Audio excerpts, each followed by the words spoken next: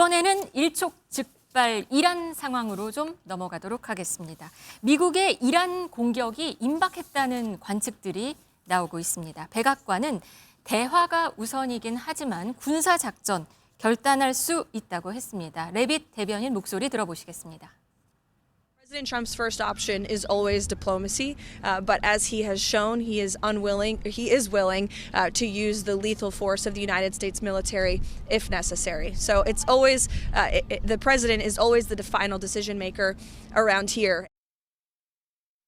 필요하다면 트럼프 대통령은 무력을 쓰는 것을 마다하지 않겠다. 최종 결정권자는 트럼프 대통령이라고 다시 한번 말을 했네요. 트럼프 대통령도 SNS에 그런 글을 하나 올렸더라고요. 결정권자는 나다. 네. 일각에서 이제 여러 언론 보도에 따라서 이게 뭔가 트럼프 대통령이 무슨 생각을 하는지 이란에 대한 것과 관련해 그가 어떤 결정을 내릴 것을지를 아는 척하며 네. 추측하는 사람들이 이제 많다라고 이제 네. 캐롤라인 대변인이 비판을 하면서요. 어쨌든 결정권자는 트럼프다라고 못을 박았습니다. 그러니까 이란과의 어떤 핵 협상에 있어서 내가 결정권자지 다른 사람 말 들을 필요 없다라고 메시지를 전달한 거라고 볼 수 있죠. 네, 세계에서 가장 큰 항공모함이 제러드 알 포드함인데 이게 지중해 동쪽 크레타 섬 나토 기지에 정박을 했다고 합니다. 이스라엘 쪽으로 간다고 하고요. 그러니까 항공모함 지금 두 척에 미국 함정 3분의 1이 이란 주변으로 집결하고 있다고 합니다. 이 항공모함인가 봐요. 네, 이게 이제 전쟁에 대비하는 신호다라고 볼 수 있거든요. 네. 일단 전쟁을 하려면 주변에다가 기지를 구축해야 되잖아요. 그 기지가 바로 항공모함이라고 볼 수 있는데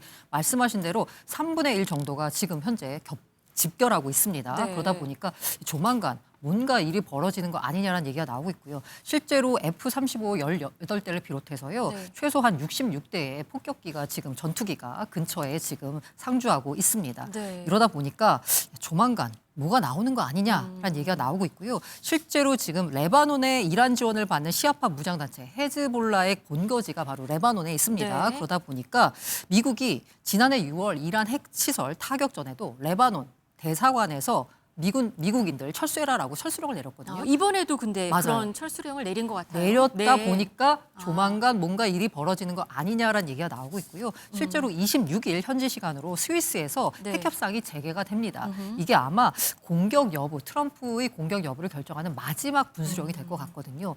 여기서 만약에 뭔가 일이 틀어진다라고 하면 즉각적인 군사 행동을 개시할 수 있도록 주변에 항공모함이나 전투기를 배치한다라고 볼 수 있고요. 바라는 건 별일 없이 잘 그렇죠. 협상이 잘 마무리되길 네. 바랍니다. 미국 국방부 장관이 한밤중에 피자를 대량 주문한다. 이런 언급을 했다고 해요. 근데 이것도 좀 하나 포인트인 게 군사작전을 준비하는 신호다 아니면 피자 심리전이다 이런 얘기 나오고요.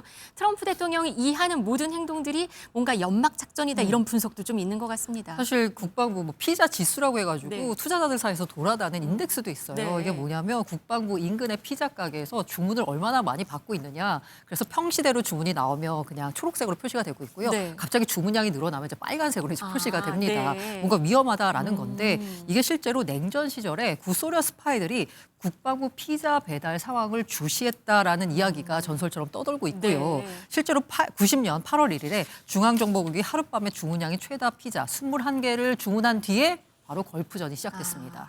이런 식으로 국방부 인근에 있는 피자 가게에서 피자 주문이 급증하면 그다음에 무슨 일이 벌어지더라라는 거거든요. 가장 비근한 예로는 지난해 6월 이스라엘 타격할 때 네. 갑자기 피자 주문 급증하고 나서 몇 시간 뒤에 그 타격이 이루어졌었거든요. 그래서 사실 군사 작전을 하는 입장에서는 자신들의 전략이 노출되는 게 가장 위험하잖아요. 그렇죠. 미리 한 건가요 지금? 그래서 이제 그래서 심리전이라는 말이 맞습니다. 나오는 국방부 장관이 그냥 한번 주문해 봤어. 이러면은 이게 지표가 틀어지게 되잖아요. 네. 그러다 보니까 이게 양측의 소년 효과입니다. 주문했는데 별일 없었어. 주문했는데 별일 없었어. 그러면 진짜로 실제로 주문했을 때도 사람들이 이제 예측을 못 한다는 거라서 심리전이다라고 보시는 게 맞을 것 같습니다. 네. 이란 내부 상황은 지금 어떻습니까? 대학생들의 반정부 시위가 다시 확산하고 있다 이런 소식이 들립니다. 지금 새 학기가 개강을 하고 네. 있잖아요. 이러다 보니까 학교를 떠났던 학생들이 다시 학교에 모이고 있습니다. 학교에 모였는데 이 학생들 입장에서는 빈자리가 너무 많이 보이는 거예요. 그 빈자리는 누구냐? 바로 1월 시위에 나섰다가 목숨을 달리한 그 친구들이거든요.